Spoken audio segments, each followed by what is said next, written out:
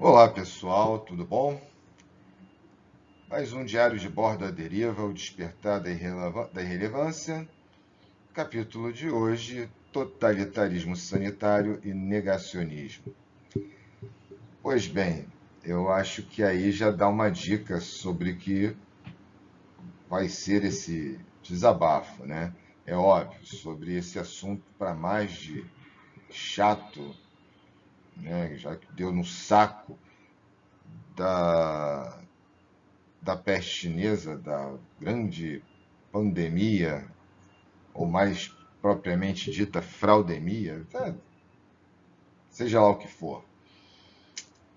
Um breve retrospecto aqui no Brasil foi de que, final de 2019, a gente recebeu notícias sobre uma nova doença, né, a tal da Covid-19, que estava causando muito impacto na China, né, teria surgido em Wuhan, não sei se é província, cidade, de Wuhan, e que teria surgido no morcego ou em outro animal reservatório e que por algum momento, né, por algum capricho da natureza, a variante desse vírus passou a também infectar seres humanos.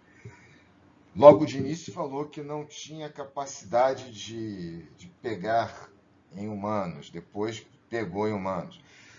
Logo depois falou que era uma doença que passava dos animais para os humanos, mas não de humano para humano. Depois falou que era de humano para humano. Aí a China tentou, foi um conflito de informações, uma confusão. Pois bem, chega 2020 e continua o assunto e a gente vendo a distância. E eu não me lembro em que momento ela chega à Europa, mas na Europa ela já começa a causar um certo estrago, sobretudo na Itália, né? A Itália eu lembro bem, começaram lá teve um início de temor em relação aos chineses, que eles pudessem estar infectados e trazendo a doença para território italiano. E aí houve até uma campanha, abrace um chinês, não discrimine. Se Parece que isso favoreceu até a transmissão do vírus. Veja bem, abrace um chinês e não discrimine. E hoje nós falamos em isolamento social. Mas tudo bem, você quando não sabe direito de uma doença, você pode cometer equívocos, né? É muito comum isso. Não vamos julgar nem culpar ninguém. Logo em seguida começa a ter problemas maiores. Mas antes disso, esse temor chega ao Brasil através de notícias, principalmente da China. E nós vimos uma celeuma de notícias, um furdúncio de porque eles vão isolar os habitantes de Wuhan, eles vão impedir que os habitantes de Wuhan transitem em outros territórios chineses. E foi construído aquela coisa toda, aquela propaganda chinesa de construir um hospital de campanha em tempo recorde. Pois bem, parece que eles isolaram o Han do resto da China, mas não isolaram a China do resto do mundo. Tanto é prova disso que esse vírus se alastrou, sobretudo primeiro para a Europa, depois para as Américas, chegando até aqui no Brasil. Em janeiro e fevereiro já havia, né, notícias de que o vírus estava se alastrando. No entanto, as autoridades fizeram pouco caso. E quando eu falo as autoridades, eu não falo só do governo federal, falo sobretudo das autoridades federativas, governadores, prefeitos. Um exemplo disso foi o carnaval. Todos questionaram se deveria de fato acontecer o carnaval. Primeiro questionaram se deveria barrar a entrada de estrangeiros, sobretudo da China, no Brasil. É, e aí, em seguida, veio o carnaval e governadores de estados onde o carnaval tem um forte apelo popular, logo comercial, financeiro, falaram que não, que o carnaval era seguro ter o carnaval, que não era motivo para pânico. Autoridades sanitárias foram a público falar que não tinha problema algum. Né? A mídia vendeu essa ideia como com um certo absolutismo até, né? Olha, pode brincar o carnaval tranquilo. Então brincamos o carnaval. Eu não, porque eu pratico isolamento social já há alguns anos, por motivos que não convém ser descritos, abordados aqui. Mas ocorreu o carnaval, volta às aulas. Lembro até de falar com meus alunos sobre essa doença, tentar tranquilizá-los, porque havia uma tensão já entre eles. E eu até fiz comparações com a gripe espanhola, fiz comparações com outras doenças e outras formas de letalidade comuns à humanidade, à civilização recente. E procurei estudar bastante sobre o corona, sobre esse vírus específico, o SARS-CoV-2, e sobre a Covid-19, né, sobre a doença. E até procurei amenizar a sensação de tensão e de angústia.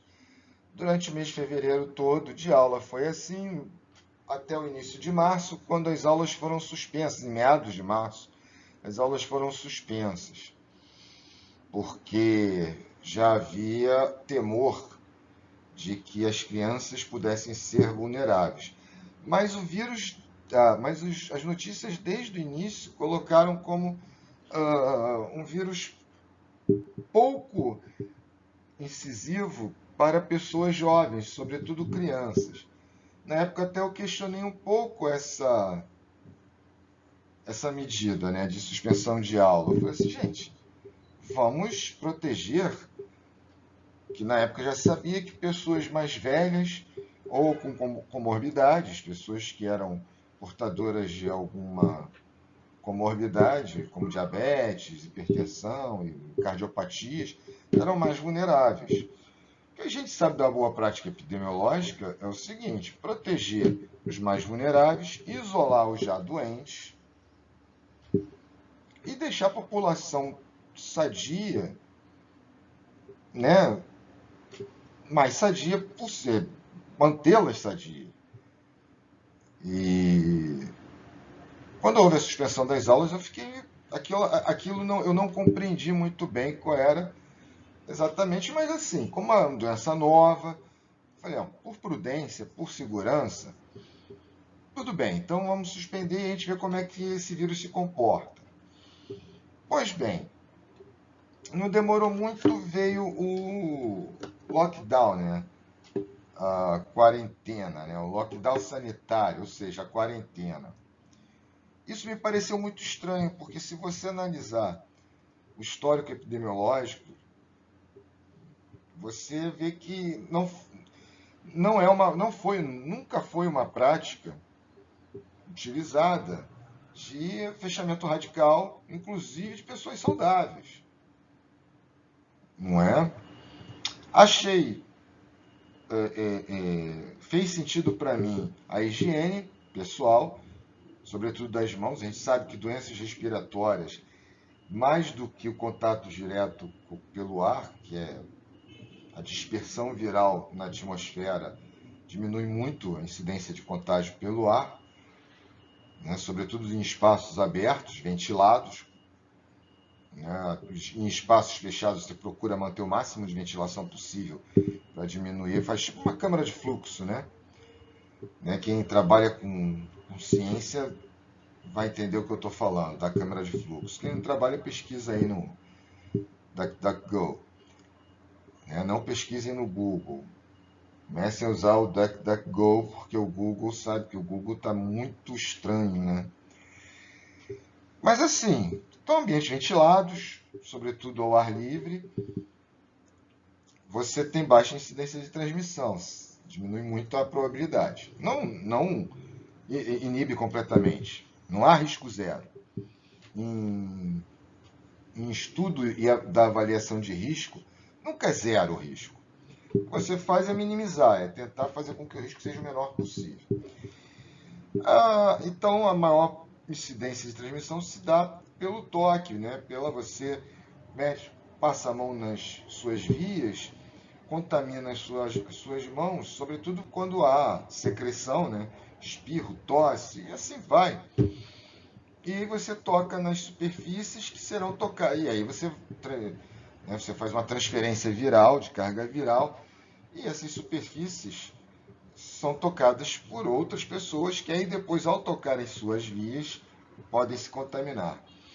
Então, uma higiene das mãos, principalmente, mas uma higiene pessoal bem feita, ela reduz muito o contágio. Mesma coisa quando há possibilidade, a higiene das superfícies, né? Se você limpar corrimão, limpar botões, limpar maçanetas, mas é mais complicado isso.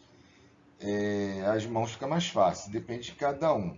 A utilização do álcool gel como coadjuvante nessa higiene, sempre lembrando que quando eu falo higiene é lavar mesmo, água e sabão. O álcool gel, na medida em que você está na rua e não tem a disponibilidade do álcool, da água e sabão, aí você usa o álcool gel. Ou nos lugares públicos, né? De frequência pública, né? O álcool gel, disponibilizar o álcool gel para as pessoas parecia adequado. Mas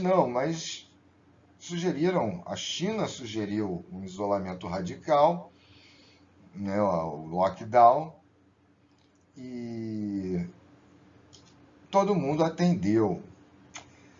Bem, eu vou pular aí uma parte que é o seguinte: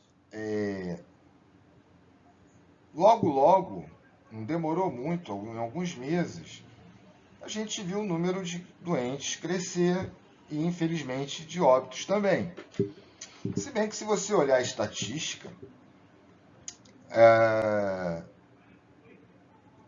o número de doentes crescer, tudo bem, é uma doença nova em que as pessoas ainda não estão imunologicamente, não foram apresentadas, é natural que elas peguem. Mas o agravamento da doença e os óbitos, eles estavam correspondendo às estatísticas, à expectativa inicial. Pessoas mais velhas ou que tinham comorbidades, né? Incluindo aí os imunos deprimidos. Pessoas jovens, sobretudo crianças, eram casos escassos. Passou até um tempo sem caso algum. Eu me lembro que fizeram uma festa quando uma jovem de 19 anos, se eu não me engano, se não me falha a memória, essa jovem apresentou a doença e veio a falecer. Isso, fizeram uma festa. Eu já achei aquilo muito estranho. Achei aquilo muito estranho. Tanto do caso da jovem, como a repercussão que aquilo teve. Quase que comemorado. Quando seria, né, que se lamentável. Mas era um caso ou outro. São casos isolados que, devido à forte exposição, parecia que eram vários. Mas não, eu falo do mesmo caso 1 milhão de vezes, você acha que aquilo dali está acontecendo várias vezes. Né? Crianças, então, raríssimas. Eu até tenho dificuldade de buscar na memória casos de crianças que tiveram adoecido e casos que tenham se agravado.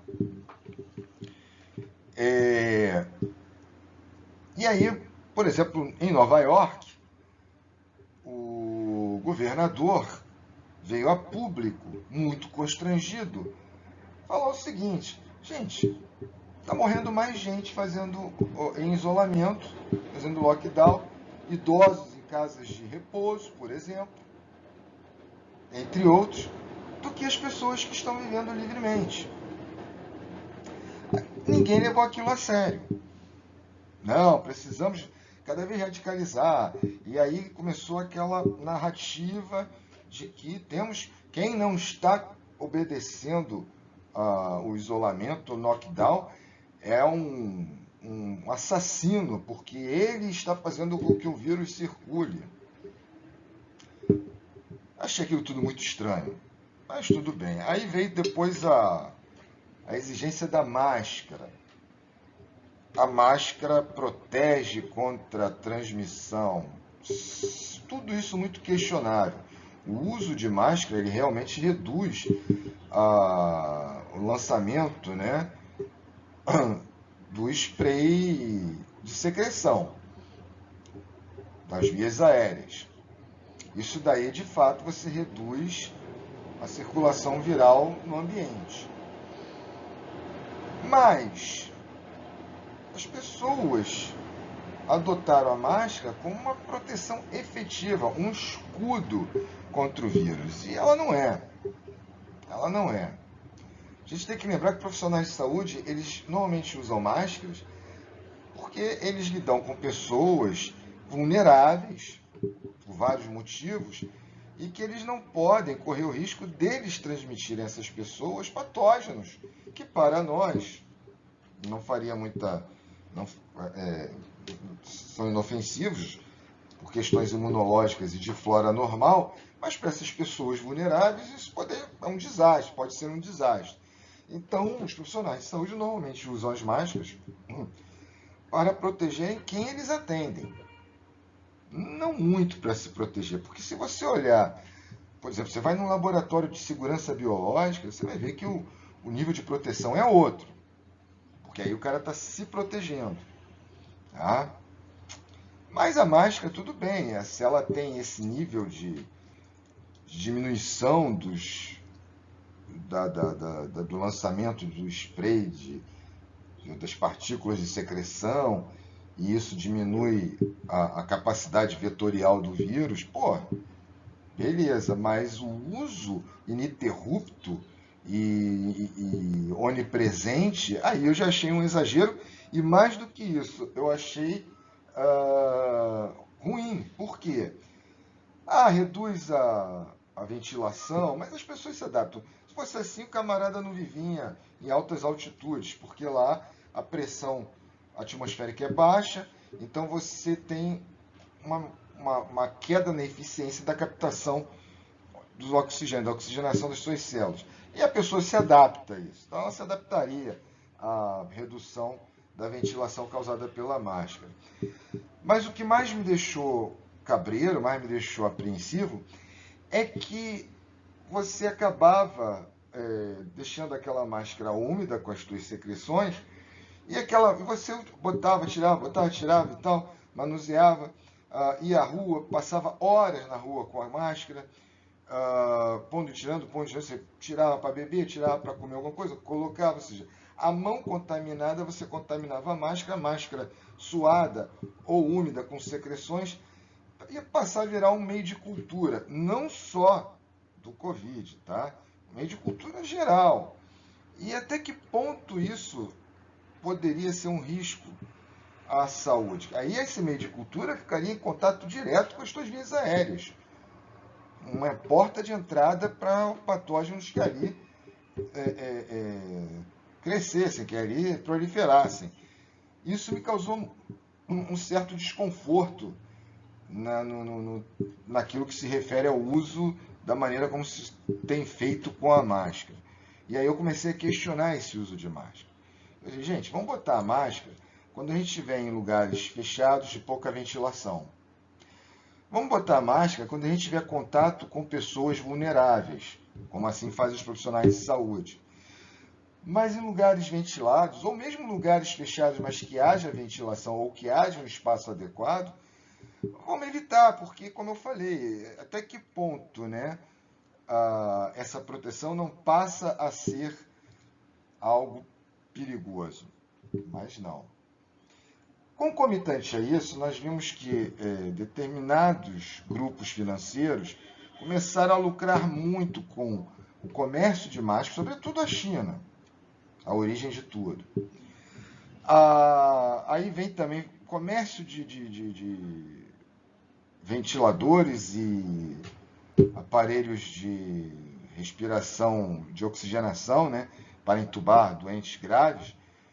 Ah, e aí eu volto ao protocolo do então ministro da Saúde, Mandetta, que era um protocolo da OMS, de que aguarde, se você tiver os sintomas, que eram aqueles sintomas básicos, não convém aqui falar que todo mundo já sabe, não sobrecarregue o sistema de saúde. Aguarde em casa e, se eles se agravarem, aí sim procure o sistema de saúde para que eles não sejam sobrecarregados. Deixe o sistema de saúde só para aqueles que de fato precisarem.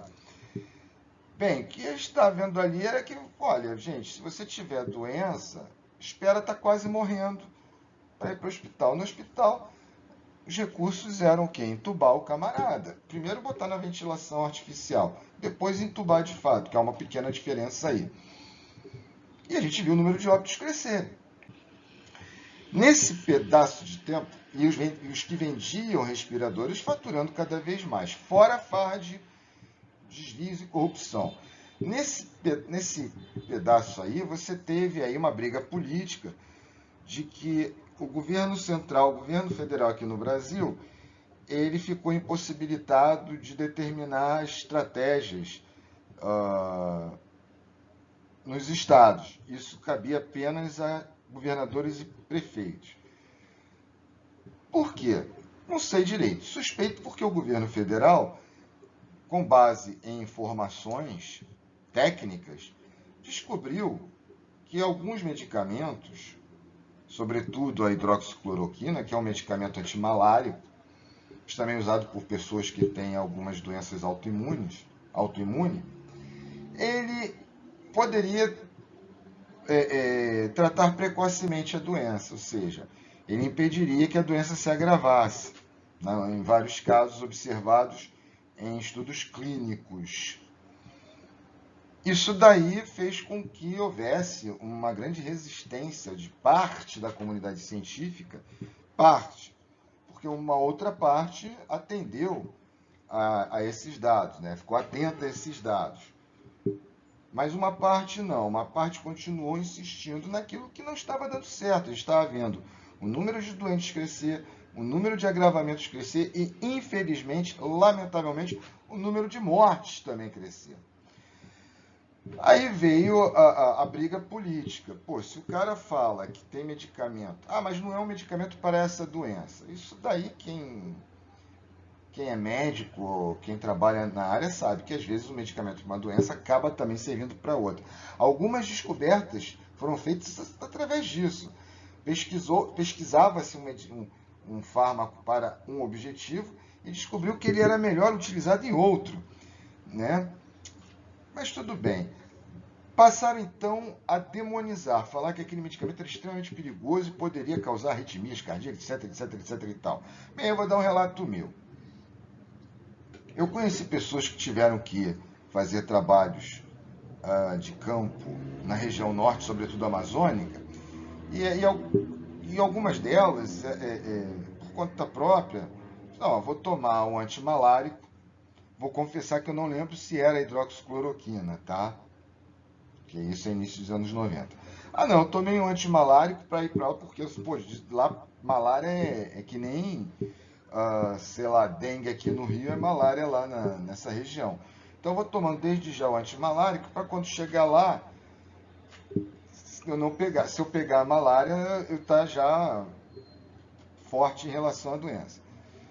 Bem, essas pessoas nunca relataram nenhum problema, nenhuma reação e nenhum efeito colateral. Por sorte não pegaram malária, não me lembro de nenhuma que tenha pego malária olha, o remédio adiantou. Para a malária, de fato, eu não lembro qual foi o efeito. Mas eu estou dizendo o seguinte, tomavam esses antimaláricos, eu não sei se era de fato hidroxicloroquina. Presumo que sim. Quantos antimaláricos tem que as pessoas tomam com essa facilidade? Poderiam, na época, comprar na farmácia sem receita médica.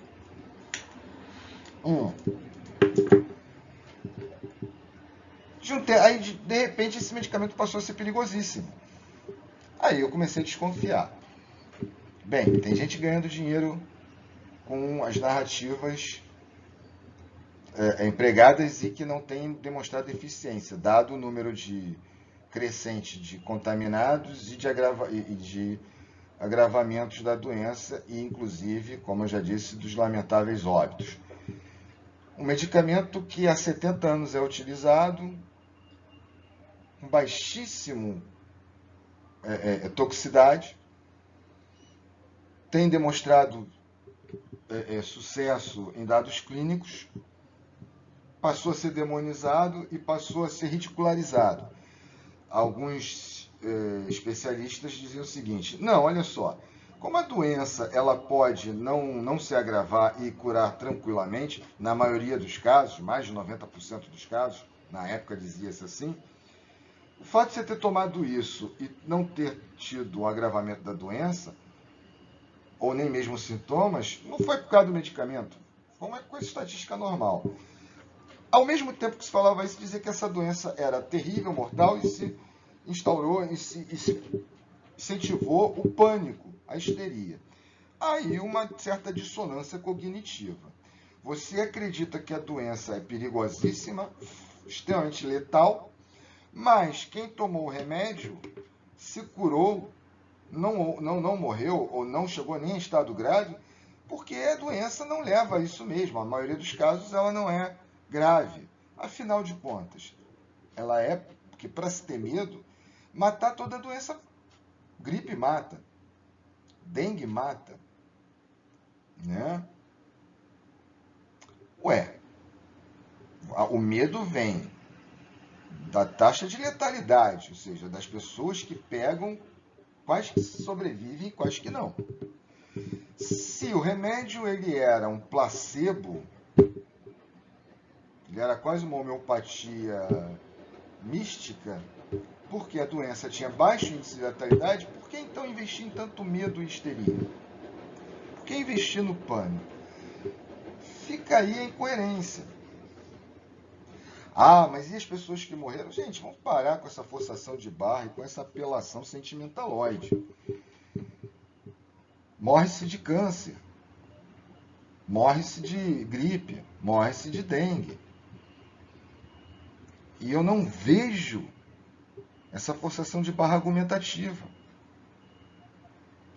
O que eu acho que tem que se lamentar as mortes é que se o remédio de fato, e como ele tem se demonstrado clinicamente, ele é preventivo contra o agravamento da doença e até contra a doença, ao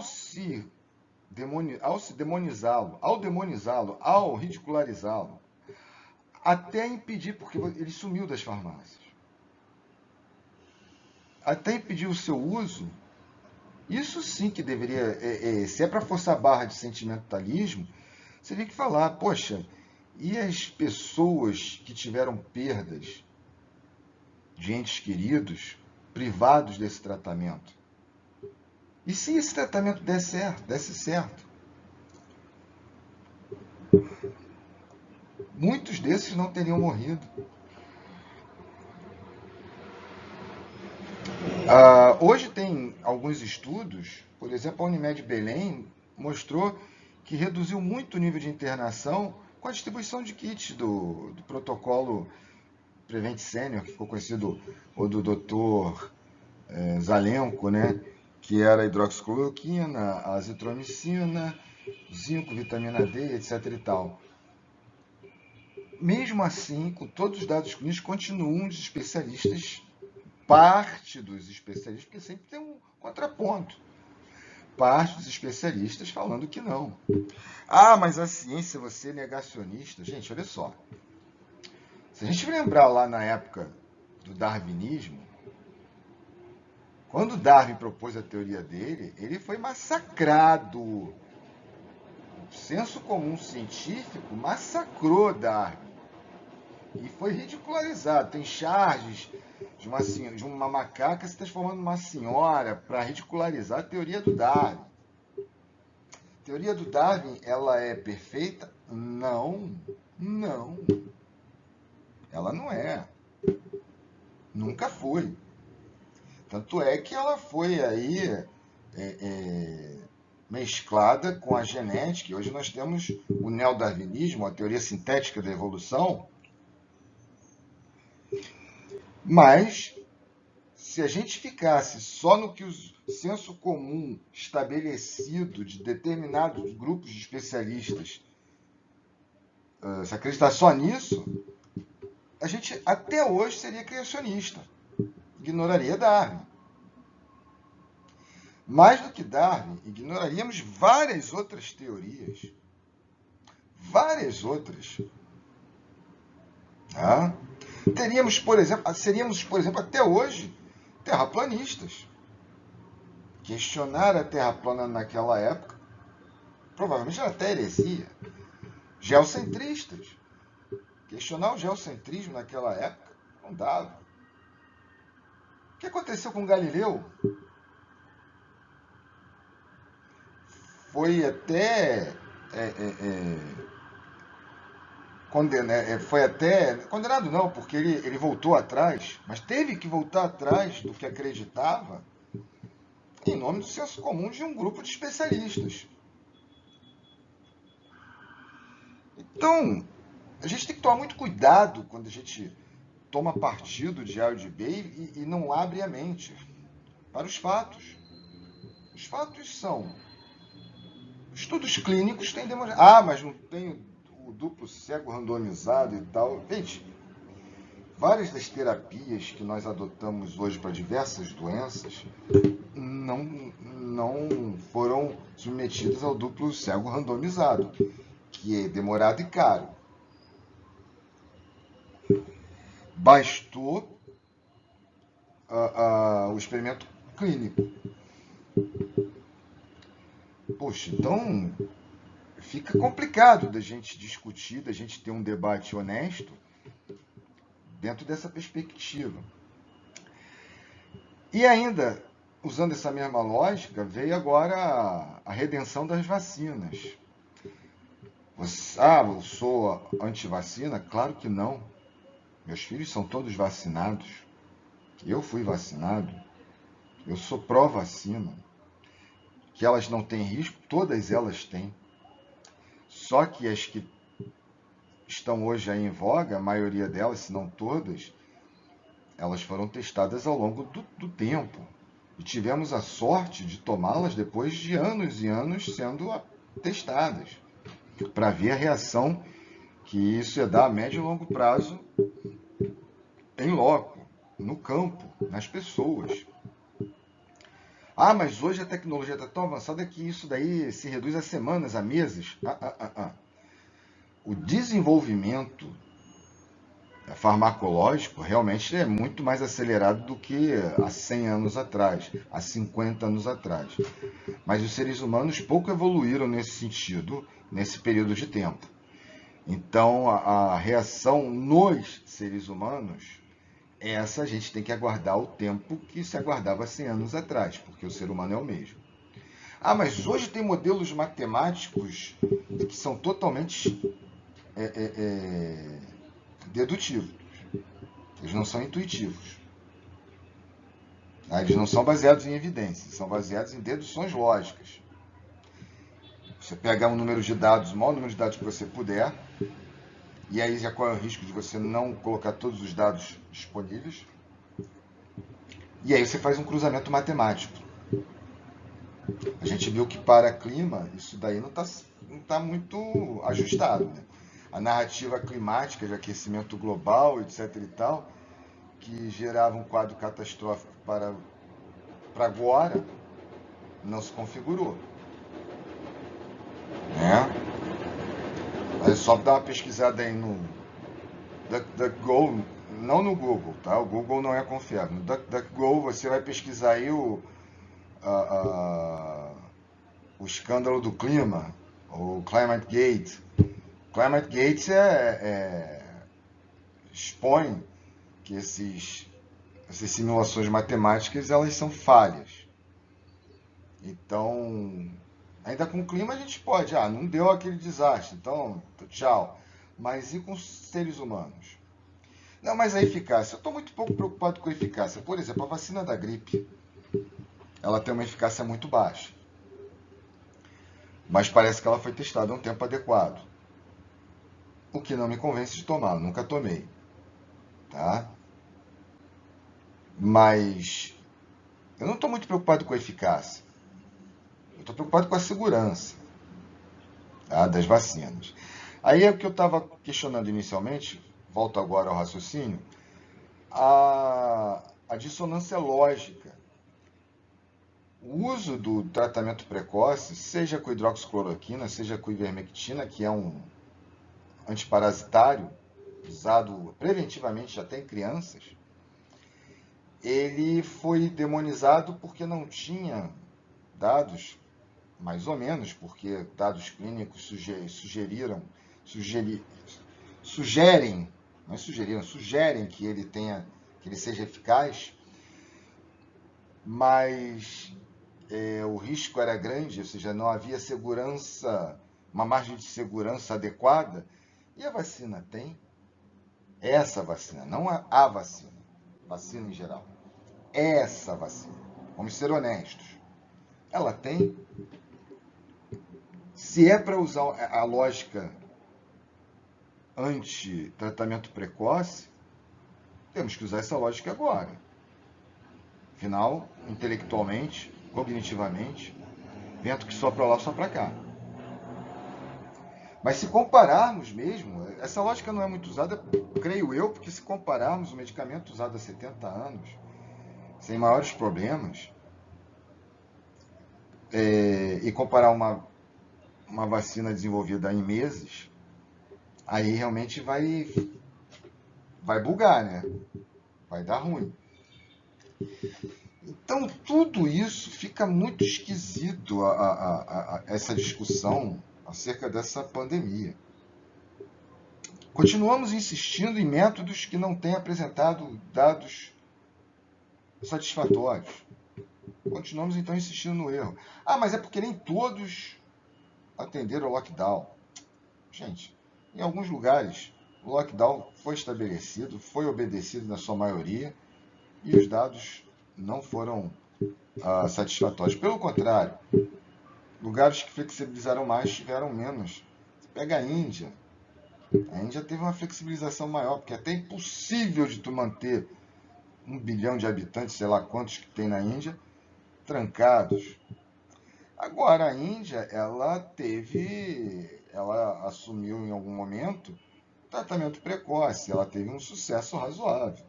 Aqui no Brasil, várias cidades apresentaram bons resultados com isso. O lockdown, a máscara, até então não me convenceram.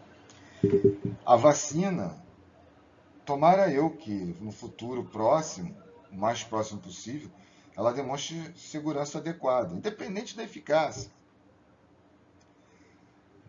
Terminar esse papo, alguns dados interessantes. Na Noruega houve aí mortes que provavelmente, potencialmente podem ser associadas à vacina da Pfizer, que usa engenharia genética, que me deixa com maior temor ainda.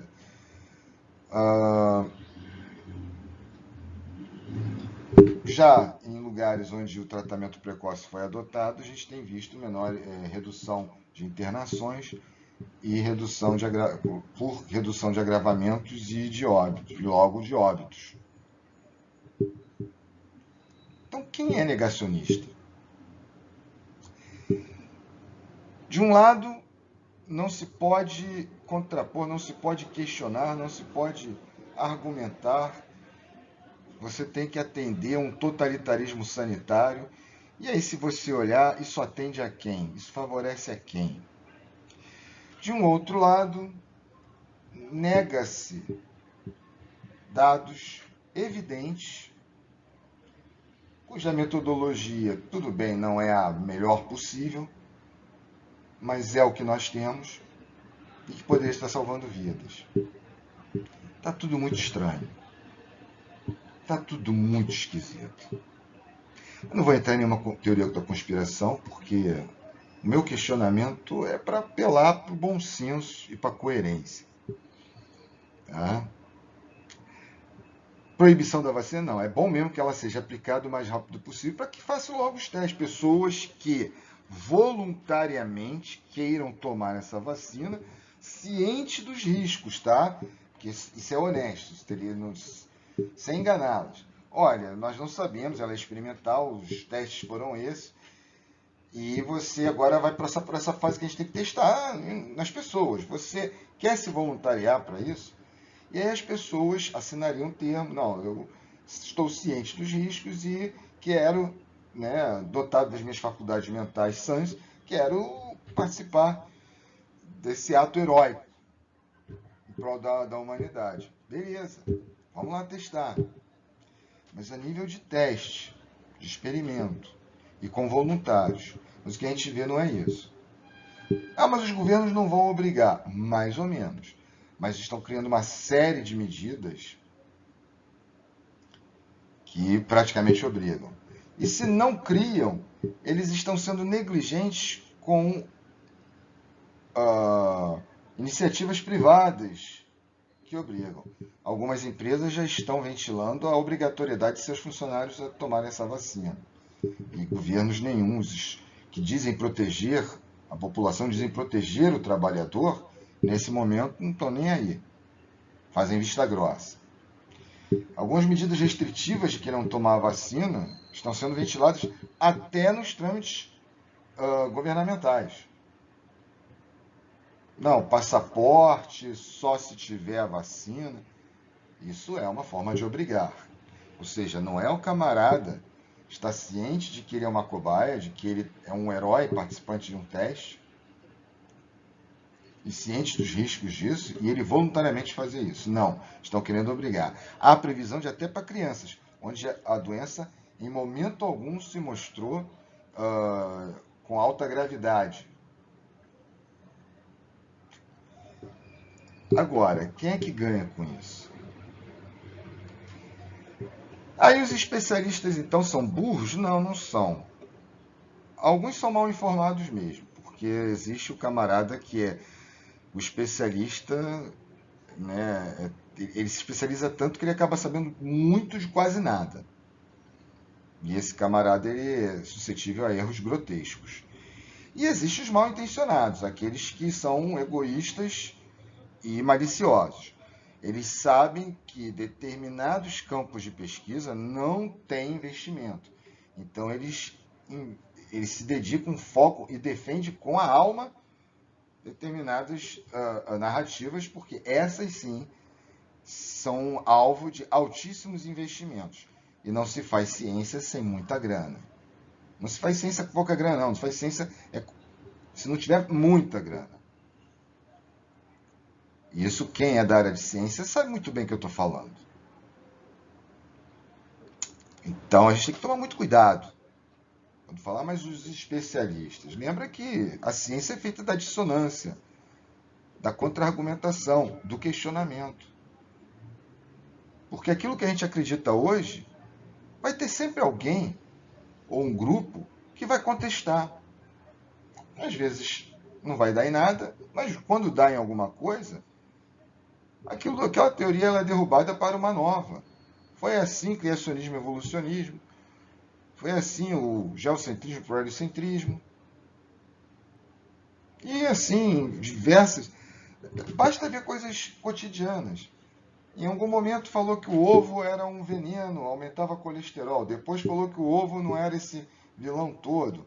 Gente, esse papo era entre especialistas, não era entre negacionistas ou curandeiros ou curiosos.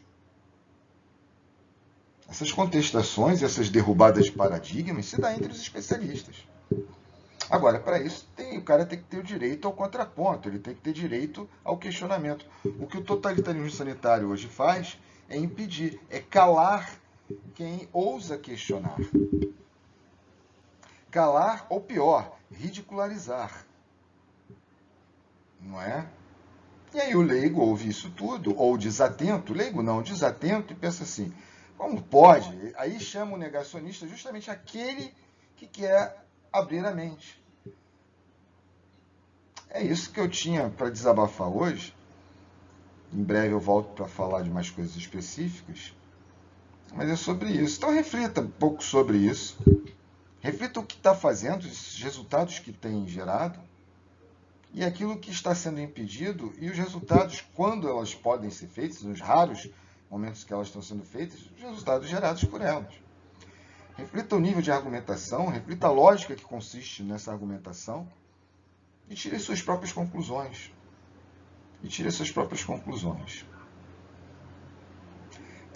Nem sempre o que é a maioria é o correto, é a verdade.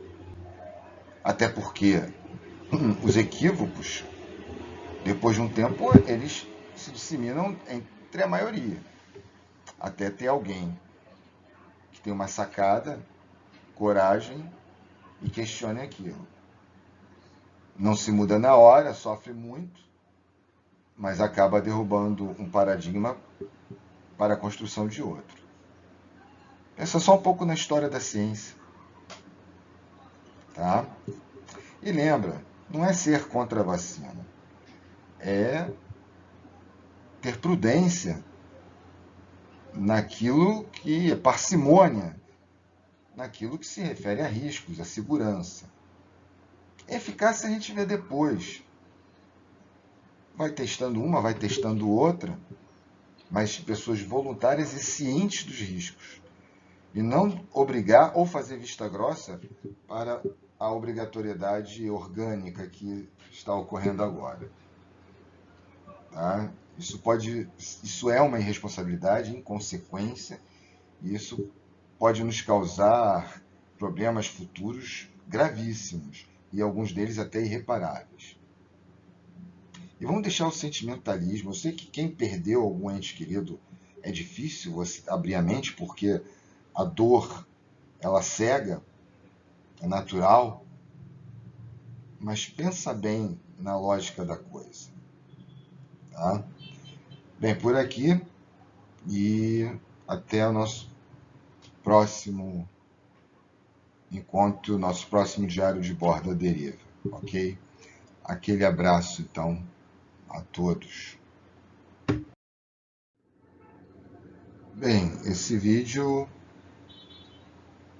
é em homenagem a todas as pessoas que tiveram perdas durante esse drama sanitário e em respeito à sua dor. Espero que nosso raciocínio lógico, nossa inteligência nos guie para superar todo esse problema. Ok?